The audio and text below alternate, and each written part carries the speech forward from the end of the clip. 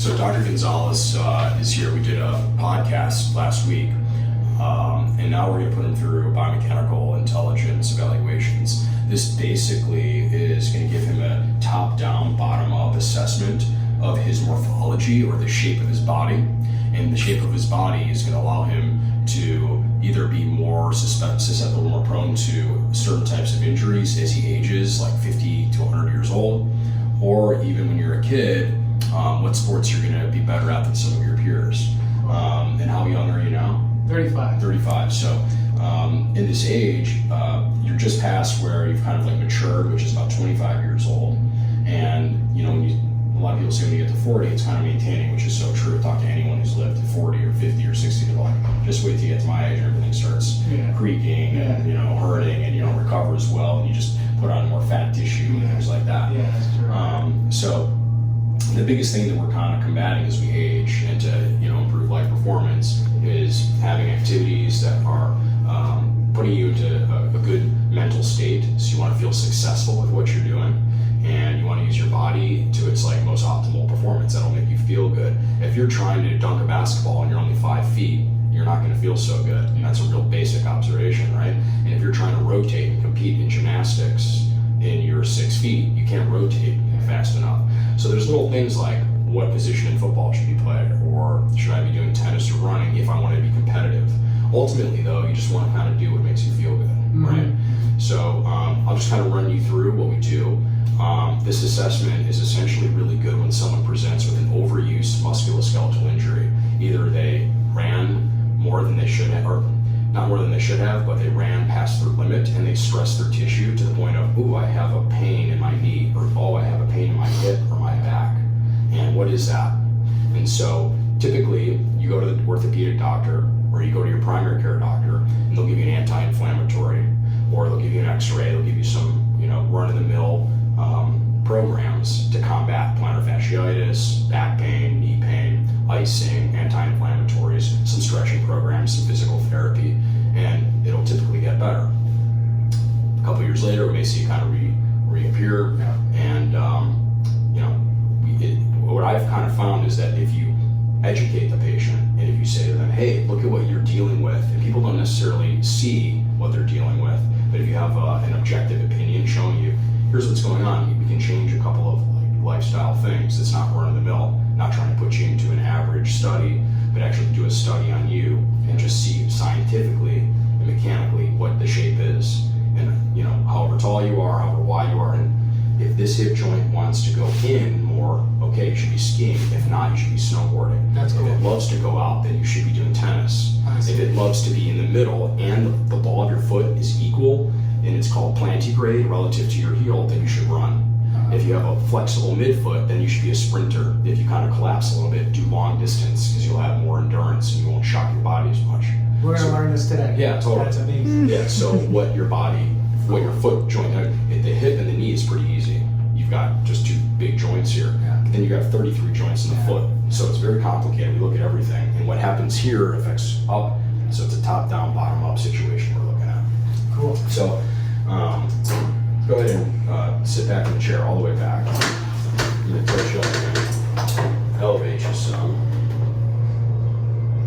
And I'm going to go through this analog without the computer. I'm going to take some notes. It's really important to kind of take notes as I evaluate, because there's too much data that I'll be able to collect it. So it's for my brain to remember. It's like memorizing, 100 numbers or so.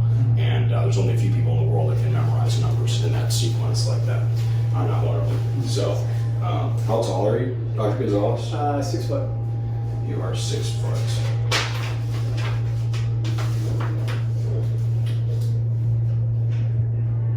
And how much do you weigh? 160. 160. What's your shoe size? 10 and a half. Have you had any surgeries? Never. And are you taking any medications? No. Do you have any orthopedic pain? No.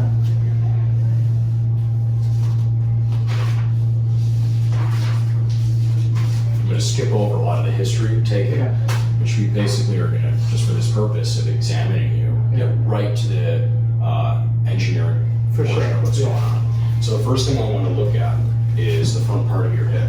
You know the dimples that you see on someone who's wearing a bikini on the back? Yes, Exactly. So we're going to measure the ASIS, which is the posterior superior iliac spine, posterior, and the anterior superior iliac spine. This is a good ground zero point because we know the ground is flat in level in our modern substrate world, and we know that your hips don't rotate. Okay, they're pretty rigid from point A to point B, but I know that your leg moves, and I know that this moves. The muscles connecting to these two pieces are going to have their own shape and morphology. So we're going to measure the available excursion from the hips down and then from the down back up, essentially, to get where you're at. So to find this, I'm going to look for the two most prominent bony landmarks here and here, and then sit with your butt back all the way in the chair. So I'm already observing that this thumb on the right side is a little bit further forward than on your left side. Yeah, I see it. Okay, so that's not a measurement that I'm going to document just right now straight away. We'll do that at the end when you're standing. But go ahead and put your index finger right where my thumb is. Okay, good, right there. And then do the same thing with this one. Okay. Right on the pony, perfect, good. And actually, as tall as you are, it looks like you have pretty wide hips, okay? And it's a ratio. If you came in here and you were like 6'8", then I'd say, all right, it looks kind of average, but my eyeballs could be off. So I really find it's important to take a measurement. So I'm gonna go and line up this side over here, and I'm gonna look over here, and you're about 23, okay? Let me look at it again. No, I'd say you're about 24.5, okay? 24.5 after looking at it a few times. So you are above average male by about 2 centimeters. And you can relax your hips there. So I just know that, I'm gonna note that you're kind of wide. So as I'm looking at you and I've lined myself up, so if you're watching this video, it's really important to understand that eyeballing and creating these grid marks is really important. An architect needs to have their lines perfect, center. So as I'm analyzing you, I'm going to use that hip, that reference to that hip, and make sure you're in the center of the chair. I'm going to palpate your Achilles tendon, and I'm going to pretend that there's an imaginary line from the insertion of your Achilles tendon on the mass of your heel bone right here that goes up, right up to that bone right here. This is the plumb line. From that, everything in your pockets would be perfect. From that, we're going to observe the shape of you and its articulations. So I'm going to externally rotate you here to begin with. I'm going to bring you back down and externally rotate you again.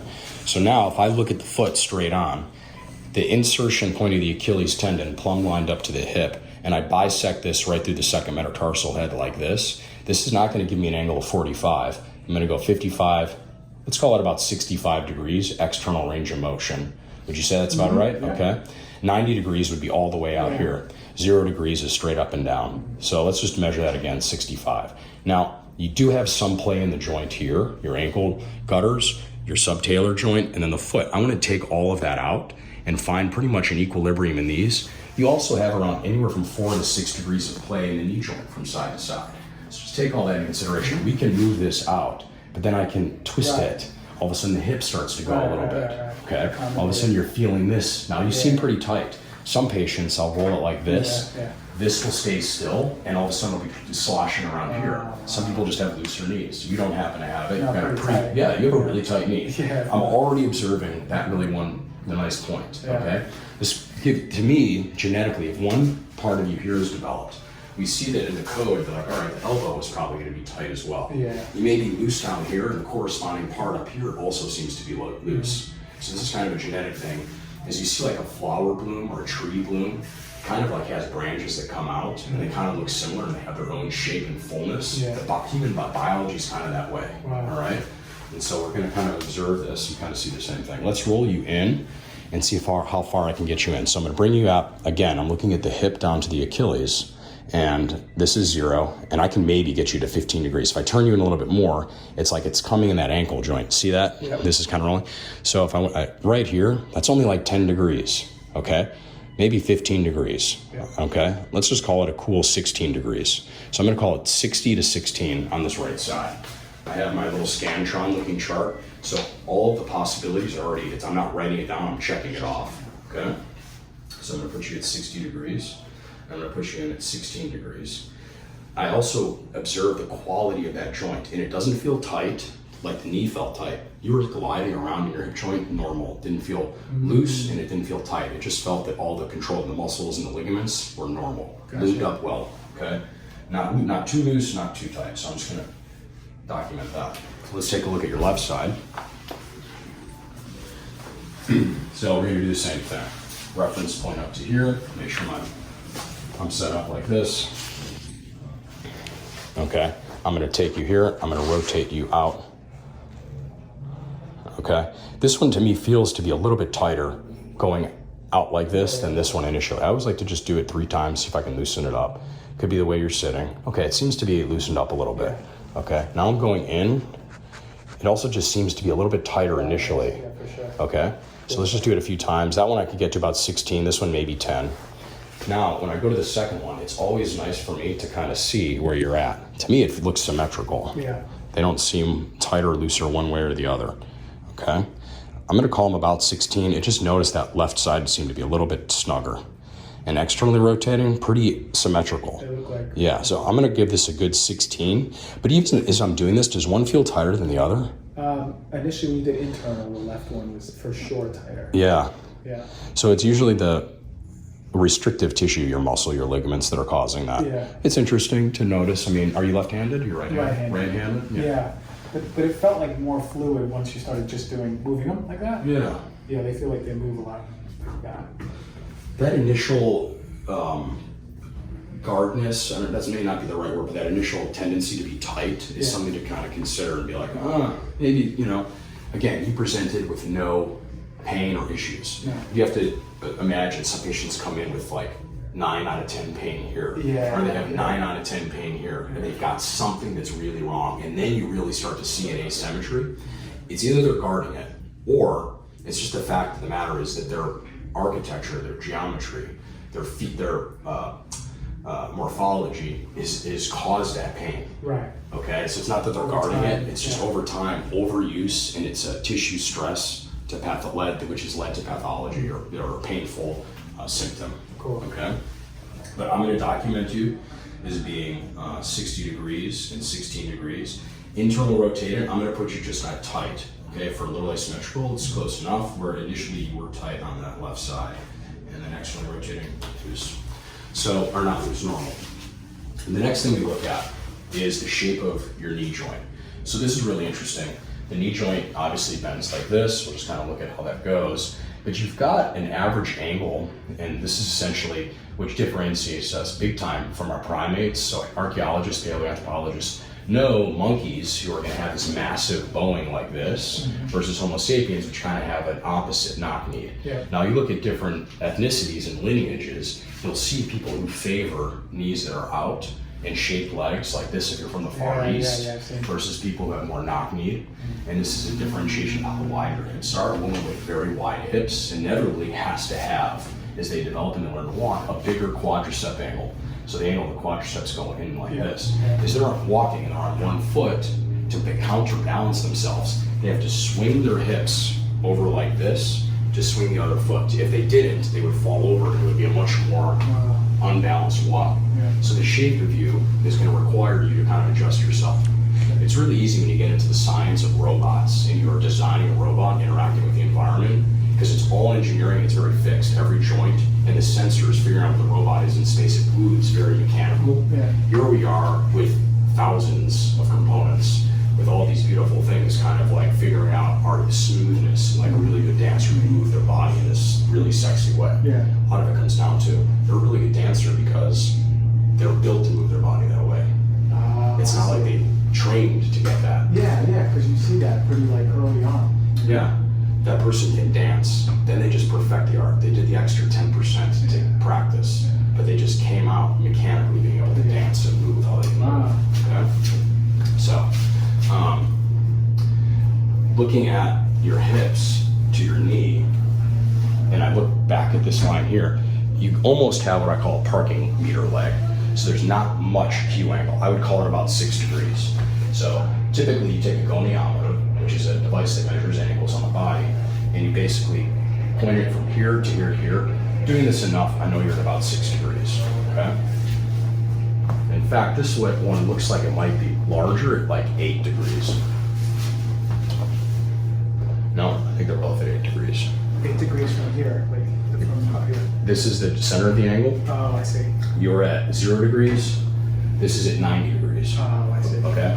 So it's a little bit, just a little bit like that. Yeah, if we drew a straight line, an imaginary line from the back of your heel up to the hip, this is in, right here, 8 degrees. This would be 10, 12. I see. This would be 40, about 45. That'd be pure 90. Yeah. Okay. That makes sense. Let me document that. Nothing too interesting there. Very average. Okay. Next thing we're doing, this is very common in the orthopedic world. This is a test that's been around for about 100 years. Right after World War I, there was a German physician that came up with this test for forefoot pathology. You push it on the foot like this, okay? And I want to measure relative to your tibia. So this is the ray of the angle. And I want to basically take the plantar aspect of the heel to the metatarsal heads. The plantar aspect of the heel to the metatarsal heads, to me, looks at about 20 degrees.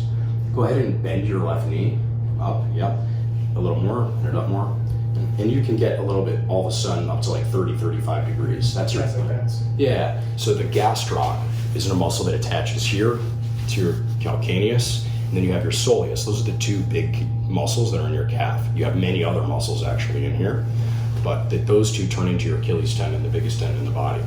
The tightness of that loads the lever of the foot. In the lever, you have 19 joints that all work in harmony, that are all kind of interestingly laid out like a Jenga set. Yeah. One's pushed one way, one's pushed another way, and it's just genetics blended with your, your environment. So I'm going to put this as 20 degrees, and then I want to look at the next inverted test. So I twist your foot around here. What this really is testing is how tight the peroneal brevis and peroneal longus complex is, in combination with the Achilles tendon. It's a little bit, it's popular in the medical literature now. And I really think it's popular because it's a little bit more reproducible. Some clinicians, when they push up like this, will go like this. Some will go like this, and they won't really get it. But when you have this other variable of turn the foot in and push up like this, and you're looking at this relative to the fifth metatarsal head.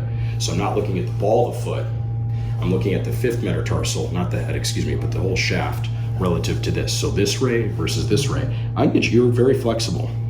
You're very flexible here with this. So average is about -4 to -2. Wow. So I can get you past that to a +4, +2 degrees. Cool. Okay, so pretty good. In the literature, it's either can be recorded as 90 being 0, or it can be like 90, 91, 92, 93. You're like at 94, 96. Cool. Okay, all right. So I'm gonna just document that on the left side, and then I'm gonna put you in a negative. I'm gonna put you, excuse me, a +6. Negative would be the opposite direction. Okay, so this guy here, I think it's about the same. I always like to measure both to see if I feel an asymmetry, if you feel anything that feels different. Not really. Okay. One thing I'm noticing immediately though, and I noticed that one side, as I palpated here, that one side felt a little bit further forward than the other side. So, as I'm looking at you here, a very loose way of looking at leg length discrepancies, meaning one limb is actually longer than the other, either structurally, meaning, hey, you broke your knee, it shifted, or you broke your leg, the leg shifted and it healed 3 to 6 millimeters distally, and you had ossification across the broken joint or the broken bones. Then you're going to have a little bit of a leg length discrepancy. Come on over here and take a look down, and you can see that his heel here is almost 6 millimeters more towards this way than this one. You see that on the right side? I see it. Yeah, and you can see this is a little bit further rotated, all right?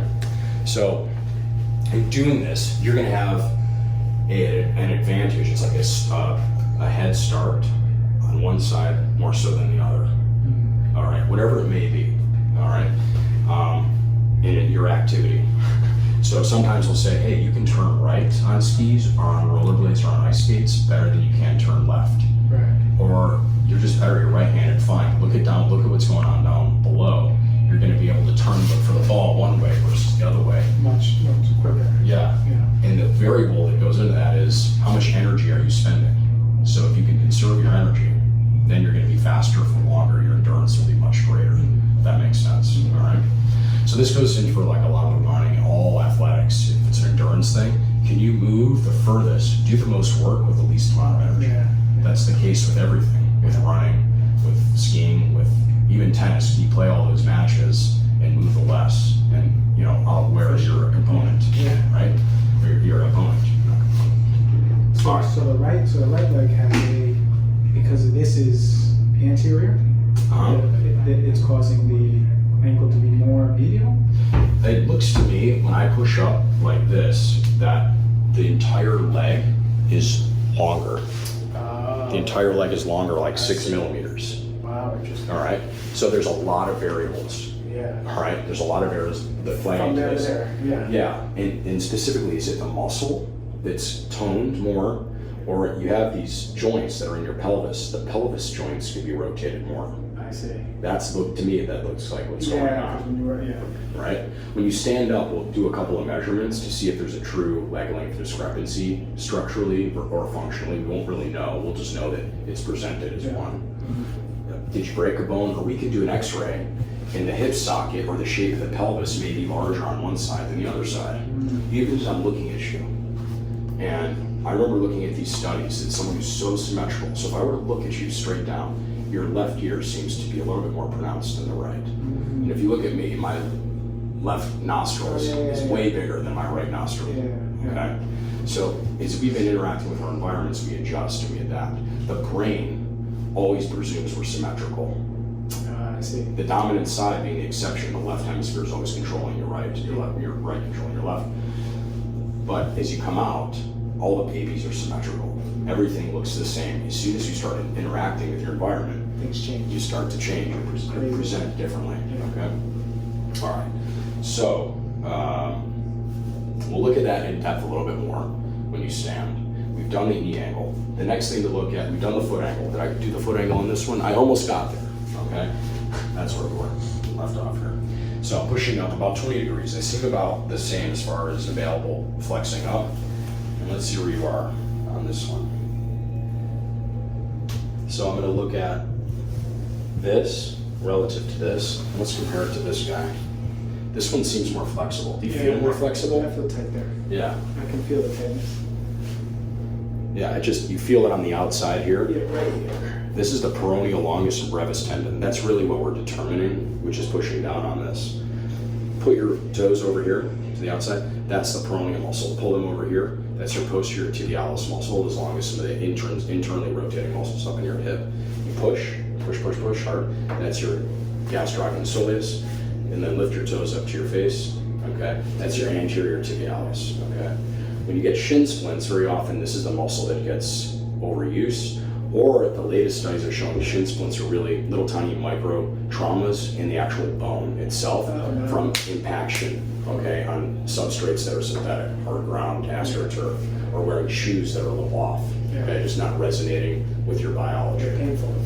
You've had shin splints? Yeah, back in school. Yeah, we're playing what sport? I would play football. And So spring and lacrosse also.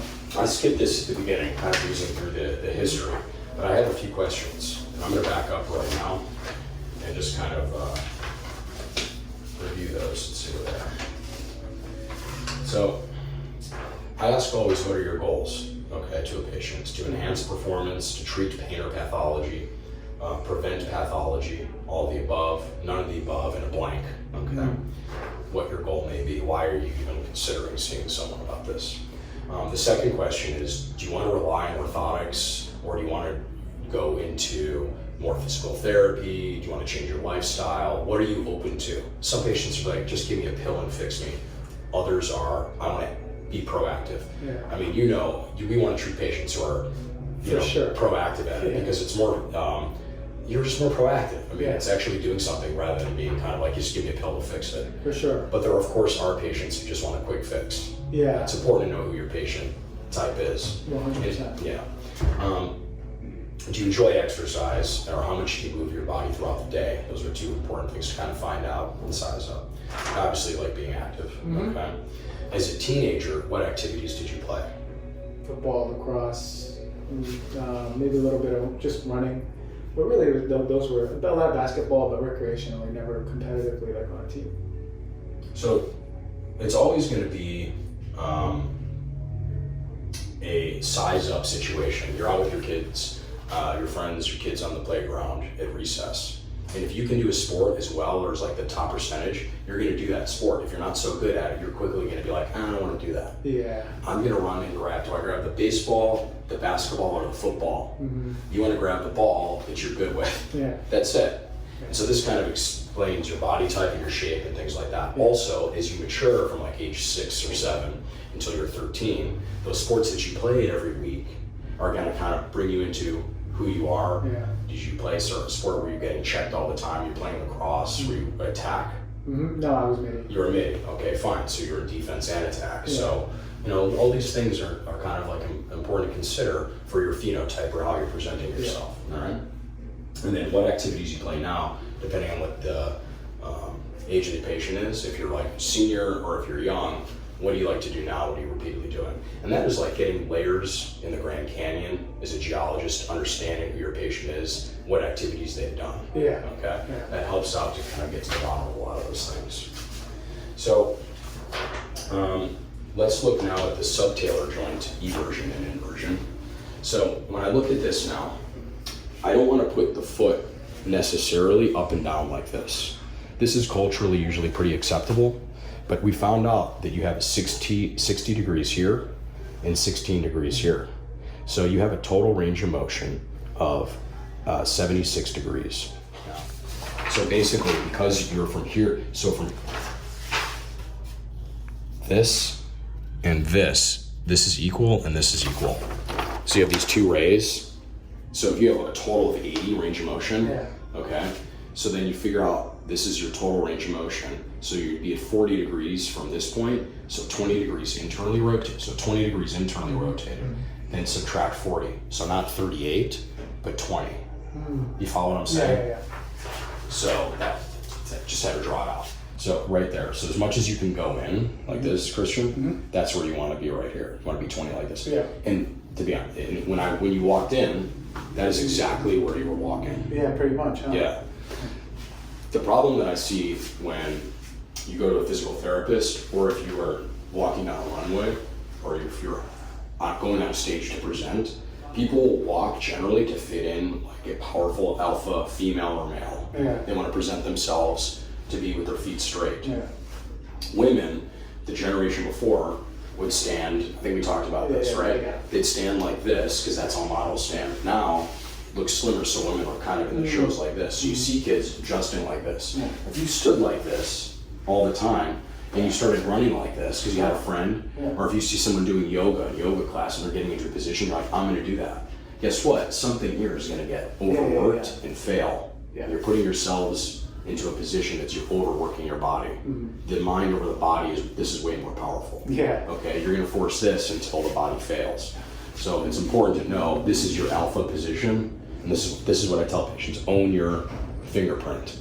Own own who you are. It comes from up here. Like 20 degrees around. Yeah, just 20 degrees out like this. Walk like this. Know that is your cowboy stance. That's my cowboy stance. Yes, like this. I mean, normally it's big bow. I ride the horse, and it's this, right? Yeah. But that is you walking into a place, and you're like this. Gotcha. All right?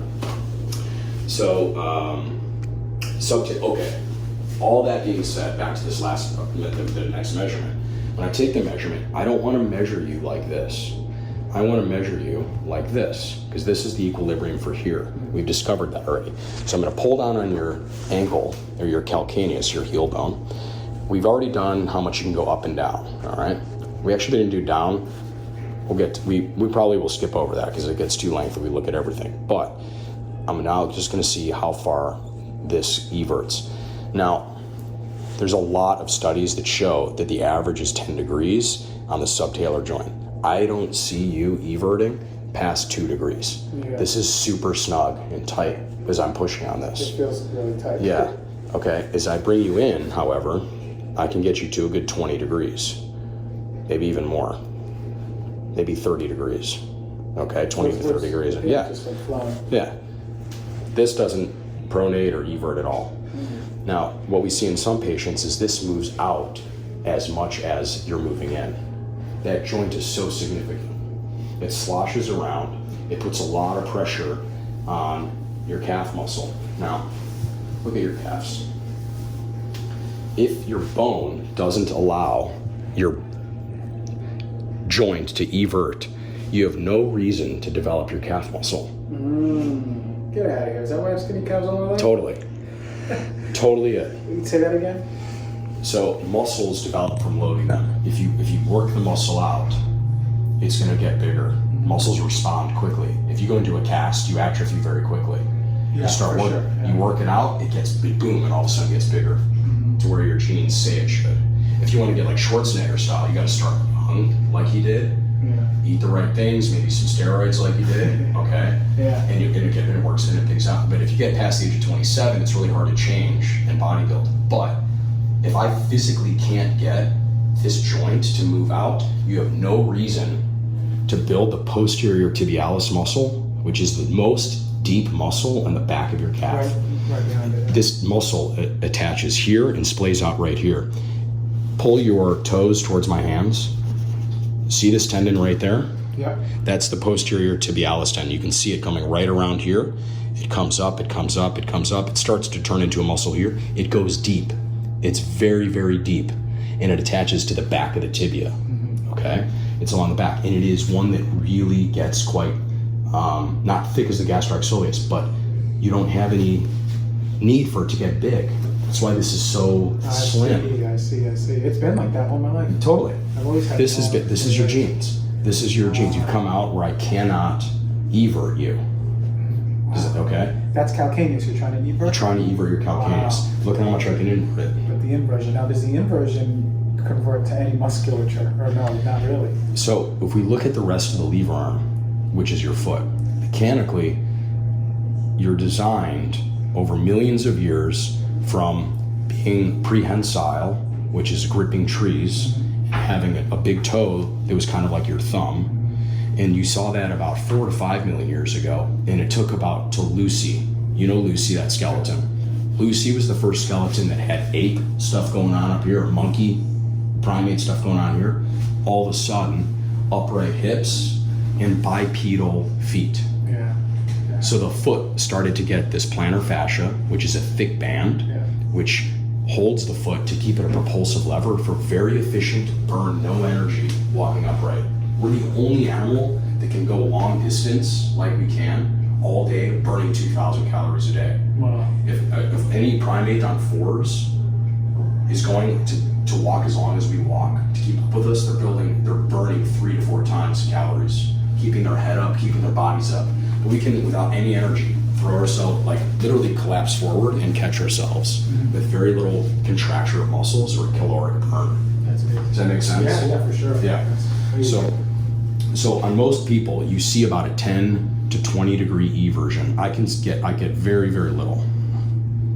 I get very little. As I've been playing with this, I see that, and this always seems to happen, I can always start to get more movement. You feel it now, it's a little looser. Yeah, for sure, it's really tight. It's really tight. Yeah. So the cartilage may be where I'm getting that extra play. The cartilage on the inside, that subtalar joint, we're squishing it, we're getting the fluid out of it, okay? And you're kind of compressing it. All of a sudden I get more. But as you start using your hips, driving all the force down here, you're gonna kind of stay, and all of a sudden it's gonna balloon back up. You're gonna find your equilibrium again. Yeah. You follow me? All right, so your question was, what about developing this on the other, this on this side? Yeah, because there's more motion. Yeah, so pull your feet over here, So we'll do it on this one.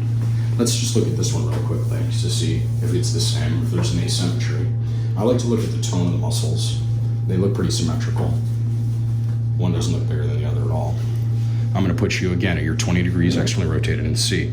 It also seems tight, Feels tight. just in general. Like I don't get, again, the 0 is the Achilles up to the hip, all right?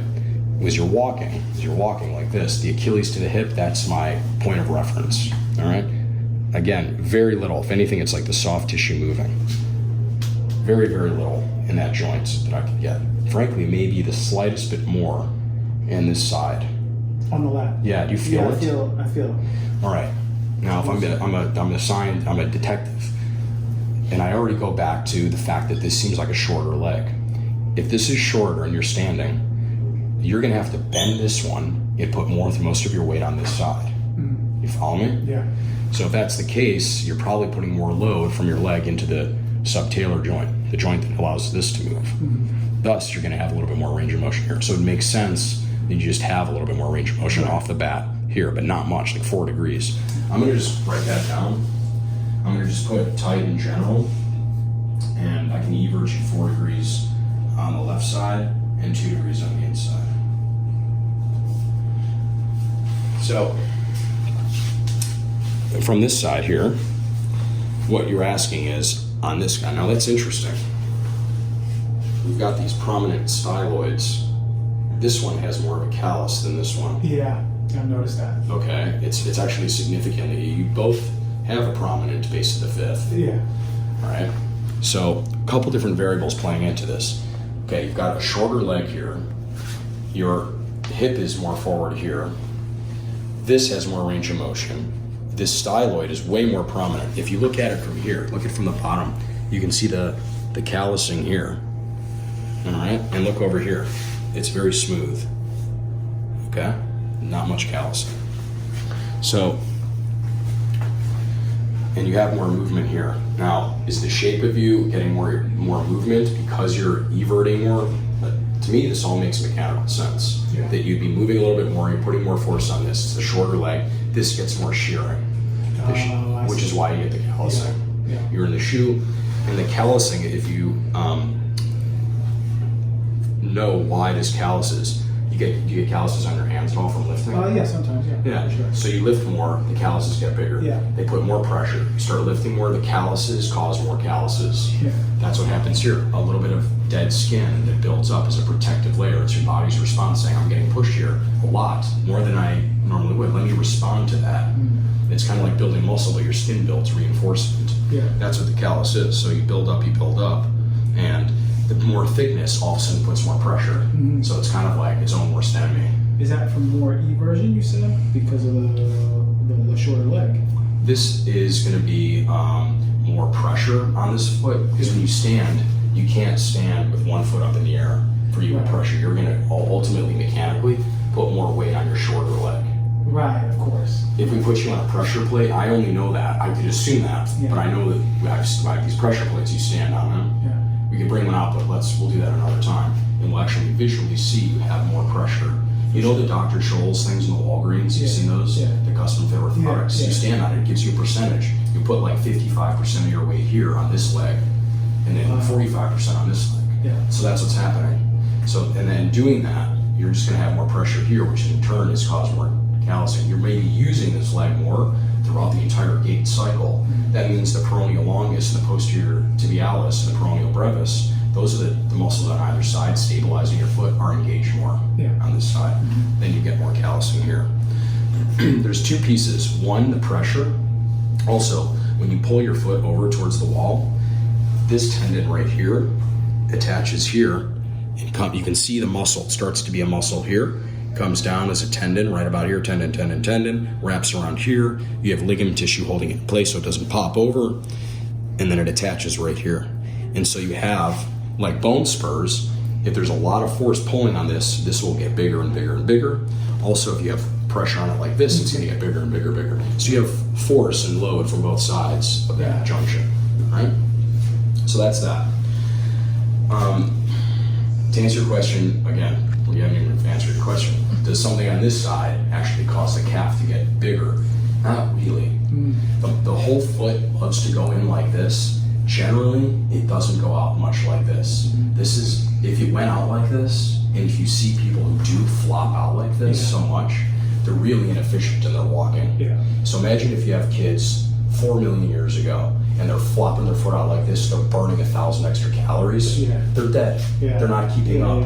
They were the last ones there, and the tiger got them. That's literally what happened. So through this divergent evolution, the fit for the environment, who can walk the longest, the least amount of fuel, that's where we are. Gotcha. That's where we're at today. Okay, that's where we've become. Now it's also the brain who's able to do this and do this and do this, whoever's going to have the most kids. And that's a whole other discussion, scientific, specific, study as well. But yeah, your foot doesn't really need this. In fact, our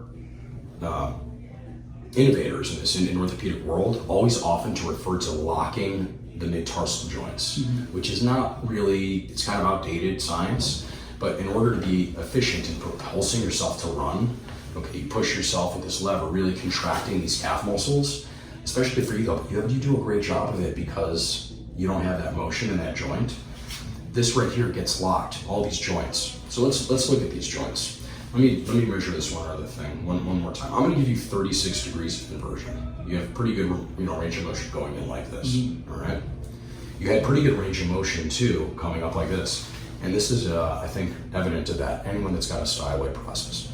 I will say that out of my own observations, people who have prominent styloids tend to have more ankle rolls. Have you rolled your ankle when I at was all? younger, when I was like, super active, like running around playing sports, I definitely rolled my ankle. You rolled your ankle a lot. Yeah. So I took This a one, that's a, this one yeah, a lot. this the one. Yeah.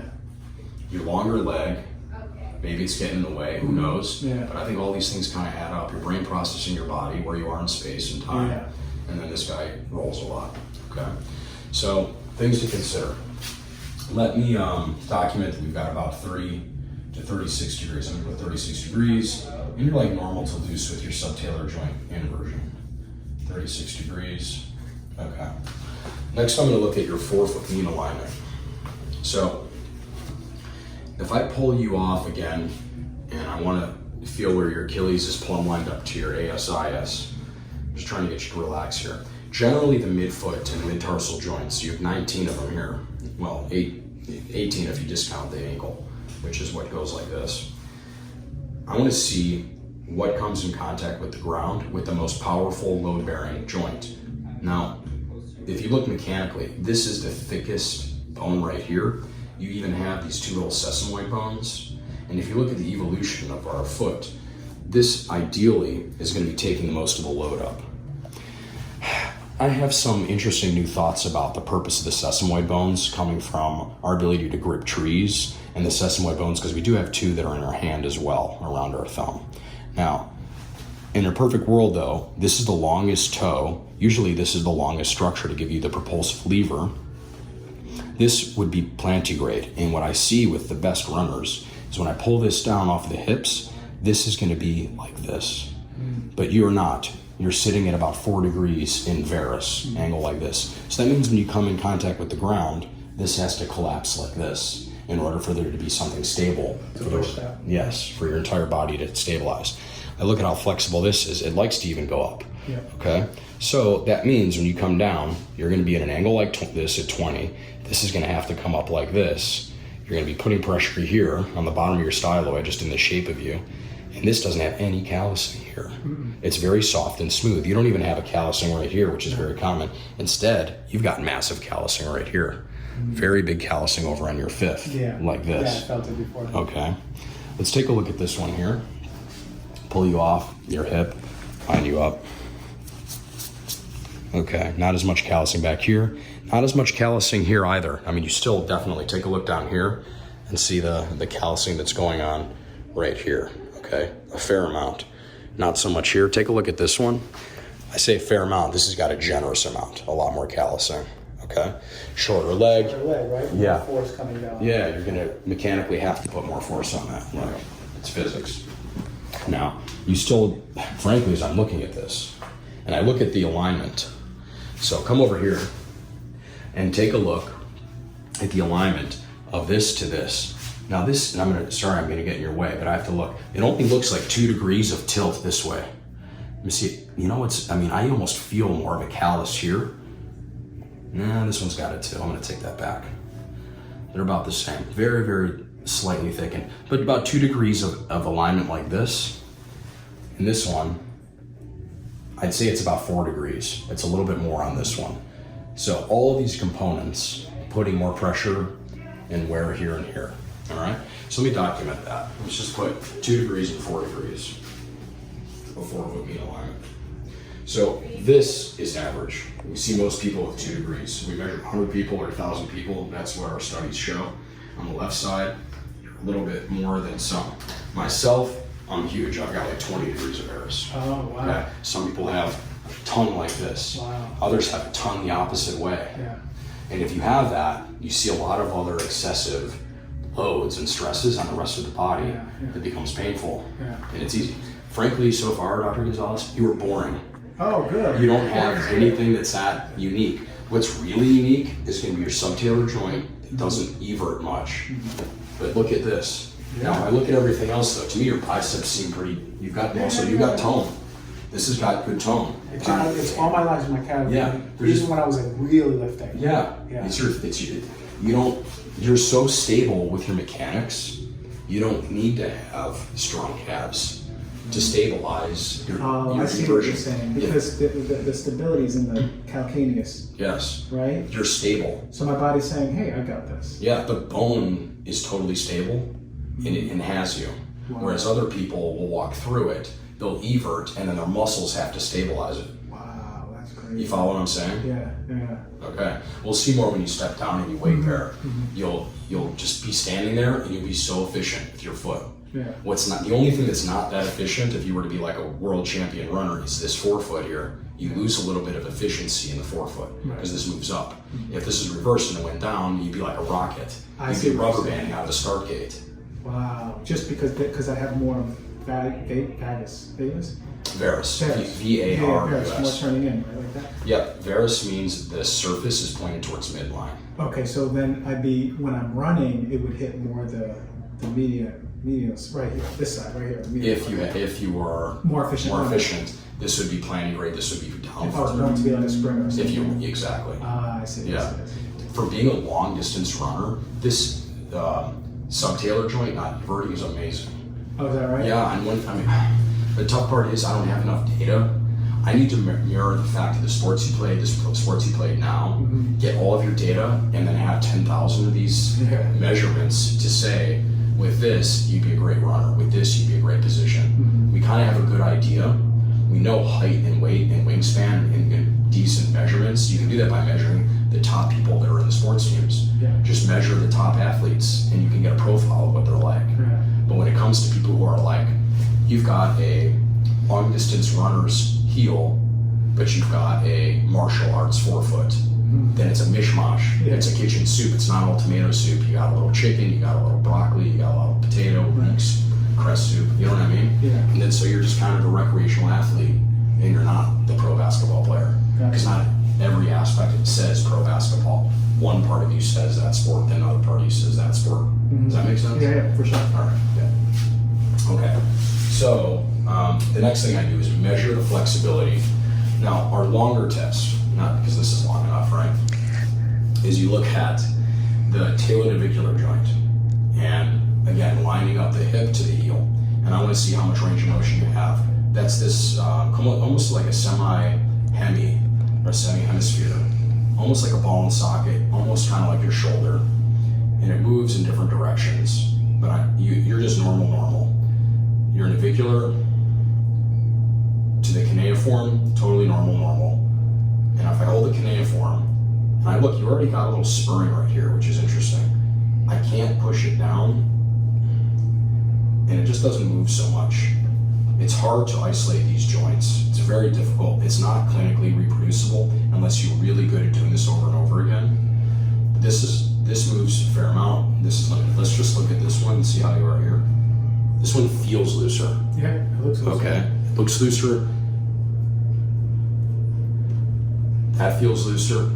So let me start from the top here. This is the talonavicular. Now I'm holding the navicular and the cuneiform loose. The cuneiform metatarsal. And it's still snug, but it's not as snug as this one. Yeah. Now if I feel these, maybe a smidge bigger, you have a little bit more spurring right here, right where that joint is kind of tight. That's all right. That just is what it is. There's a lot of mystery in these joints literature. Okay. There's a lot of studies in the rear foot and the forefoot. This here is like no man's land. It's very complicated. All right. So we're just kind of, personally in our team, in our institute, we're aggressively researching this and taking these measurements to see what normal really is, what average really is. Okay, you're kind of semi-rigid. You don't have a lot of flexibility overall. So what I'm doing is I'm pulling down on the heel, and I'm seeing what the entire articulation is in this metatarsal joint. There's also one other joint, the calcaneal cuboid and the cuboid fifth and fourth. And that's this little guy over here. Sometimes you can feel it locked. It moves around with you, so that's good.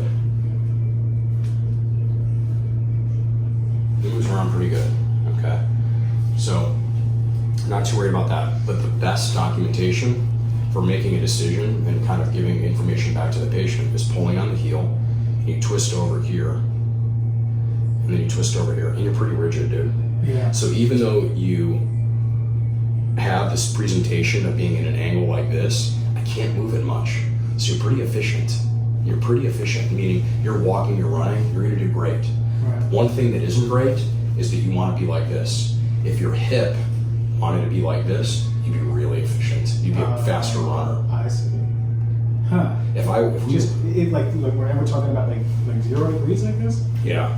Yeah. Yeah, because imagine you're burning 1 calorie with 1 step, and you had a lever that was from point A to point B, and you're going to propel yourself, let's say 3 feet 1 inch. Yeah. Now the lever is this way, I see. and this is where you're going to run. Instead of getting 3 feet 1 inch, you're just doing 3 feet flat, Yeah. because the lever arm from point A to point B is a little bit shorter and it's a little bit less efficient. And this adds up in a half marathon. Yeah. Did you run a half marathon? No, I never ran. Okay. But you're running up and down the field or up and down the basketball court, lacrosse, midi, That's up. it adds up. And when you look at someone at the beginning of the race at a marathon, they're running with good form. Their feet are straight like this. Yeah. Now watching at the end, you Yeah. see them out like exhausted, burnt, and they're just like running to get by, smiles on their face. They're not really thinking about their body. They're just pushing themselves through. Sure. But the butt and the hip and the core is controlling what's going on with the rest of the foot. And then you're still having to burn energy. And it takes more energy really to stabilize it in an unequilibrium position. Yeah. Okay? So, let's take a look at the flexibility of this guy. It's pretty rigid, man. Overall, I'm gonna give you semi-rigid. And I typically measure it with a degree. So, I can get you probably 15 degrees and like 5 degrees. 20 degrees, 5 degrees. Let's see this one. I'd say comfortably, just from this to this, it's only like 15 degrees. You see what I'm saying? Yeah. That's 0, that's 15. Yeah. I see. Going the other direction, it's like 5. It's not much, maybe 10. This one moves a little more. You see that? It feels like smooth. It feels smooth. You're looser in here. So as I was isolating and looking at each one, you can kind of get an idea that these were moving more. This was a little more guarded, or just not guarded, but just the shape of that joint. And you can feel it here. Can you see it as well? Look at that joint. You can feel there's a bump right here. I can feel the little spring that's going on. This one's much smoother. You still have a little one, but it's not as prominent as this one. So that's like the stop off that stops the range of motion in that cuneiform metatarsal joint. All right. So let's write that down. I'm just going to give you those degrees, semi-rigid. All right. I'm going to do one other measurement before we have you stand. That's just going to look at your plantar flexion. So I look at this metatarsal relative to the tibia. So I'm going to look at that overall angle of foot plantar flexion. If I look at any really good runner, they're going to have massive ability to point forward. Also goes for ballet dancers. But if you can push forward like this, every time you propel off with your foot, the ball of your foot, you're going to have that much range of motion. Yeah. But literally here, your stop out. Do you feel any pressure or pain anywhere when I do this? But you can feel there's like a stopper back here and the tension on the top here stopping this range of motion. It's the joint. It's the shape of you. Some people have the ability to roll a lot more. This rolls a lot more. That gives them that ability to really run and propel themselves forward. So you're just kind of average. Yeah. That's All right. okay. That's All all right. right. That's me as an athlete. Yeah. It's okay. You got the height, light frame. Yeah. Okay. You've got really thin weight down here, which means like the calf definition, which means you don't need to carry much weight. That makes you efficient too. Let's see what this one looks like. The other thing that really if you had this first metatarsal aligned with this, I find swimmers have about a 180 degree angle because they can really displace water and push forward when they get into their flutter kick, and they love the crawl. Do you like the butterfly kick, or do you like the crawl, freestyle? Probably that one. The better. This one better? You like it better than doing the flutter kick? Yeah, when I was little, I used to swim all the time like that. Like this? Yeah. Okay, we're regular flutter kick. Yeah. Okay. Often I see the opposite true if you can't, but you're normal. If you see someone who can't bend down at all, it's usually really impossible to get any displacement of water and propel forward, not being able to plant or flex the foot. All right? Okay. Let's have you step down and see what happens when you get on the floor. Let's actually, let's do this up. Yep. Let's just see. We'll kind of go through when you stand immediately. The first thing I notice, good, you're standing at that 20-degree angle like this. You've got the wider hips. Your foot has a really nice arch. It's not too low and it's not too high. It's pretty normal. And face the window, so turn around to 180 degrees. And you guys can come back behind here. Now this is really interesting. I'm gonna just kind of show what the Achilles tendon's doing on one foot. I'm gonna look at the right foot here. And this is really kind of pretty vertical. You've maybe got a couple of degrees in the Achilles tendon in the morphology of the back of the calcaneus coming up. But you're presenting like to have a 2-degree varus angle or eversion in the heel. Let's take a look at the left foot like this. This left foot seems to be a little bit more straight, almost like 0 degrees. So that right foot being a little bit longer, so we suspect, and we'll measure that right now compared to the left foot. The left foot has a little bit more, like a little bit less of that angle. So nothing too remarkable or significant from what I can tell. This tissue does look a little bit bigger here, right? But honestly, nothing that's really that significant. All right, turn around and have a face towards me. Let's take a look at this hip situation. So I'm gonna palpate you got your 2 hips right here. This one looked like it was further forward. Now we can go back here. There's the posterior superior iliac spine, and you've got these guys right here. So if I feel those two, to me that this doesn't feel like it's off. And even when you're standing, it doesn't seem like it's that big of a difference. As I actually feel the spine, this looks like it's a little bit higher, and this one looks like it's a little bit lower. All right, so this was the shorter leg we were saying, right? And the spine up here, I can even see that this feels higher, all right? Just for, and this shape is so unique in here. This is not a perfect science. We would have to cut you up and measure each piece and each component to really get a good idea. But the general thing that I find is the best is to just palpate these 2 bones. Help me out. Yep, perfect. And I can already see this feels a little higher. Does it feel higher to you? This one. This one feels further out. More anterior, yeah. What about height-wise? This one feels a little higher. A little higher. Yeah.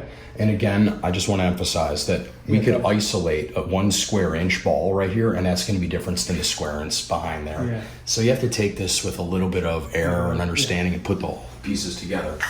Mechanically, though, it seems like we could have enough data to show that this measurement is significant enough. So I'm going to put this right at your fingernail. Make sure you don't have anything in your pockets. Nope, I'm going to flip this around. Do me a favor, keep your finger right there on the bone. Yep, right there. Perfect. I'm going to come down, and I like to measure right to the hallux. Some people traditionally have measured to the heel, but I think you're missing the whole lever arm. So functionally, as you're using your body in motion, okay, you're at about 105 centimeters. All right, let's take a look at this one. Point it right where it is, yeah. Okay. And I've got you right at 105 centimeters. So let's just say you're about dead even. And I don't think it's significant enough to do anything. All right? When you were pushed down like that, it's a little different. This one looked a little bit longer. Yeah. We could totally reset. Yeah, let's do this. Can I pull this up like this? let's measure it like this, just to make sure we're getting these points right.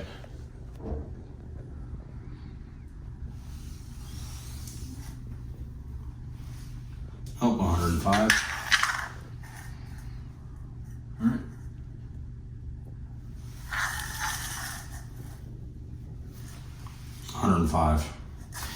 So, Interesting. yeah. We can do one more time, but I'm not even going to bother with it. It doesn't matter. I know that this one is further. It just is. Yeah. All right, but I don't think that there's a big enough difference. If I see a centimeter, and frankly, this actually seemed a little bit taller, in like 105.2 millimeters type of thing, but it's not enough. To me, it's not close enough. To have like a to say, yeah, and even if someone was 106 or 105, so what? Okay, it would matter if someone's got pain. Yeah, and then you know what to do to off balance for sure yourself. Cool. But with having this presentation, I won't worry about anything so much. Cool. So, as far as like saying this is the sport you should play, and like where you'd be most advantageous, you're 6 feet. How much do you weigh? 160. 160. Very light for being 6 feet. Yeah. I would say running is really great for you, in the fact that you don't have a lot of weight down in your lower legs. The fact that your hips like to be out, that favors you going side to side. The styleway processes, or the base of your fifth, that's this right here. I'd say you gotta be real careful with ankle sprains. Sounds like you haven't had any for a while. Yeah, I've seen those little. Yeah, so you've got a mishmash. So you're like a cross-training expert. You could do all sorts of sports and generally be pretty good at whatever you want to practice. I don't think you're gonna be an elite anything. Yeah. So I suggest you go to med school. And like stay as a doctor. Totally. Don't be a professional. Don't be a professional athlete. You don't have anything that I can identify that says you're going to be an amazing piano player because you have, the brain processes and the fingers in this, or you're going to be a great gymnast. Yeah. I don't see anything. I just think that you're pretty average. The brain is the most has the most plasticity, right? Yeah. So I think that's pretty cool to be able to, develop that, and it's just so adaptable. But orthopedically, I don't think that there's anything that's remarkable. Cool. So I don't know. Are there any questions that? Well, no. I mean, if I was younger, I'd probably be disappointed because I wanted to be like a professional whatever player. But I think I've come to terms throughout my life that I'm pretty efficient at doing this. I like playing frisbee. Like I like sprinting like in short bursts after the frisbee. I never like running. And certainly when I played football, I used to have medial, I think it was MCL pain all the time. Yeah, so I remember they would the orthopedic guy would wrap my feet because he said there was some sort of messing with my arches, but if I just came to you, it might have been a different story. Yeah, well, you're running, you're doing sprints. And what position did you play in football? A wide receiver. Wide receiver, so you're out there. So you got the height, you're very light. So the Kenyans. Yeah. So if you look at the Kenyans who are winning all the races, it's not the Kenyans. It's a location in Kenya. In that geographic location, it's not just a geographic location, it's a tribe within Kenya. And then it's a certain genetic lineage who are the best runners. They have your legs. Wow. Very thin. Wow. Very thin. But probably facing forward, their feet, right? I don't know. I've not measured personally, and there's no data. That'd be great to look at. Where they're measuring. We've got lineage of the Kenyans, because you can see, but I haven't had access to the top runners, marathon runners, to figure out their joint mechanics. But when I run and I watch their slow motion analyses, I see them across the board with a lot of different things. But there's the heart, there's the lungs, there's the back, there's the whole trunk stabilization. There's a lot that makes up a couple of seconds in a marathon. Yeah, and it's all just efficiency. They're not using more calories. Yeah. Trying to hold themselves up or respiration. They're displacing themselves in time and space the furthest amount for the least amount of calorie burn. That's it. That's really simple. Wow. I can't believe I got a reason why my legs have always been so skinny. Yeah. Even if I work them out. That you don't need to stabilize your rear foot much. Yeah, that's crazy. Now, I want to weight the fact, and I don't want to say that that's 100% all of it. Yeah. I want to say that it's the genes, your genetics. Yeah. Okay. With your presentation, your observable genetics, and the fact that you just since you were little, maybe I would give it 50%. Let's say it's 50-50. You can't look and say the subtalar trend was low, reason my legs are really small. And it's all part of it. There's a lot of variables. That's good, but it's amazing to know how the body is just uses the most efficient pathway. It's like, well, I don't need to develop this muscle because I'm stable. I'm good. Yeah. It's crazy. That was really cool. Yeah. So let me cast you. So I'll take an impression of your feet, and let's just look at your insoles. I'll give you a quick. Those are my workout, and those are kind of like my everyday go. Yeah. So most shoes come with a very flat insole, and with a flat insole, it means most people can fit their foot into it and feel generally comfortable. So one thing that's interesting is to bring the ground up to your footprint, so you have something that's like a perfect puzzle piece. So when you step down, you have load distribution, and you can see you're loading more right here. You have more of a white wear right here, not so much here. All right, and you don't have any wear in here. You have this nice arch. So I'm going to bring this up so you have a little bit higher arch here and a little bit more of a load here. So when you walk, you don't have to burn as much energy. You're distributing load, interacting with flat man-made ground. Cool. Okay. Cool. So let me show you how to do that. I'll get a casting box. So this is kind of the old world method of doing this. When I take the impression of your foot, I'm going to consider, so sit in the middle of this guy, right? And I'm going to hold your foot where the leg is right over your heel, and I'm going to have you stand out like this. I know you're kind of rigid in your forefoot, so I'm just thinking about what I'm dealing with. And when I push your foot into this is a nice impression foam, okay? So I can get the exact perfect contour. From this, it's a mold, like a carpenter builds a mold for a foundation. Yeah.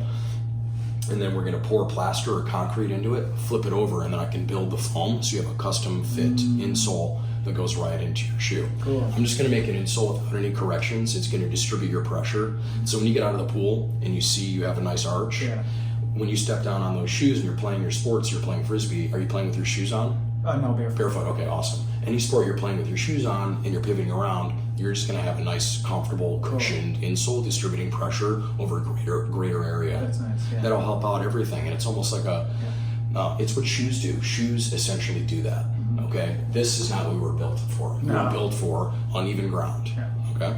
So, let's push your leg down, and I'm holding your heel straight. Now, I'm gonna go mostly with the outside, about 60% of the pressure there, okay? I'm gonna put the rest of the pressure over here, do one toe at a time. I don't want you to stand on it, because if you stand on it, you would splay out your foot. And if you splayed it out, then I wouldn't have the foam at the right height. I want you to step down into foam that's gonna absorb you, kind of like you lay into a bed. It's not too soft and not too firm. It just distributes the pressure, okay? All right, pull you out and just kind of inspect and see what we have. It's perfect. These two are equal. That's equal. I've got your styloid process there. Great. Everything looks good. Let's do the other foot.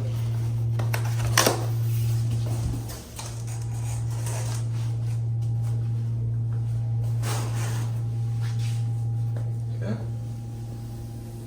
I almost feel this foot tighter. This foot is, I can just feel everything here as I'm pushing you down. It feels snugger, No big deal. It is what it is. Nothing's, again, you're coming in here without any problems, just to learn so you can help your patients and all of the viewers and listeners that are curious.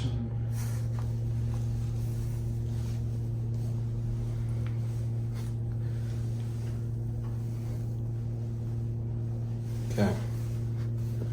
See what that looks like. Perfect. I feel more of a styloid on this left foot. So this one here is a little bit more prominent than this one. All right. You see that? Everything looks good. Cool. So we'll leave it at this. I will make you a set. We'll see you back in about 2-3 weeks. Great. These are done. Amazing. All right, dude. All right.